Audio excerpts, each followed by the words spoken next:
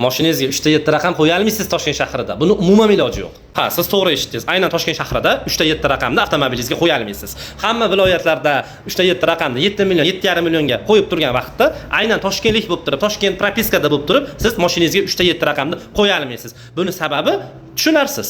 Siz saytdan 7 million, 7,5 millionga nomer olmoqchi bo'lasiz, raqamni band qilasiz, sizga muvaffaqiyatli SMS keladi. Ya'ni siz nomerni rasmiylashtirdingiz, sizga shu raqam chiqdi deb keladi. Lekin oradan 5-10 daqiqa o'tgandan keyin shubhali sabablarga binoan sizning arizangiz rad etildi deb bekor qilib yuborishadi. Hozir hamma viloyatlarda muhtaram prezidentimizning tashabbuslari bilan 3 ta 7 raqam mashinangizga qo'ysangiz bo'ladi, 7 million, 7,5 millionga. Lekin aynan Toshkent shahrida buni iloji yo'q.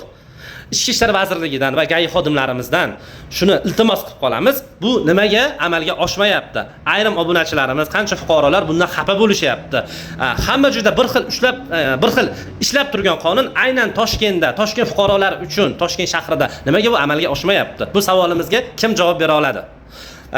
Masalan, Farg'ona, Qo'qon, Jizzax, Samarqand 3 ta 7 raqam olasiz.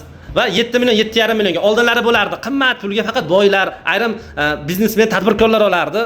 Qanchadir millionga auksionda. Hozir prezidentimizning qarorlari bilan bu raqamlar 7 million, 7,5 million bo'lib ketdi. Lekin Toshkent shahridagilar juda xafa bo'lishyapti aholi. Nimaga ular nomerni saytdan zaynat qilishadi, sotib olishadi, sotib olib ularga SMS ham, saytdan skrinshotlar ham bo'ladi. Ya'ni siz 3 ta 7 raqam oldingiz, muvaffaqiyatli tabriklaymiz dedi. Lekin 5-10 minutdan keyin SMS keladi. Sizga shubhali sabablarga ko'ra bu raqam bekor qilindi. U raqamda olishni ilojisi yo'q. Maylimi? Ichki ishlar xodimlari, GAI xodimlari, iltimos shu narsa bo'yicha ko'rib chiqinglar.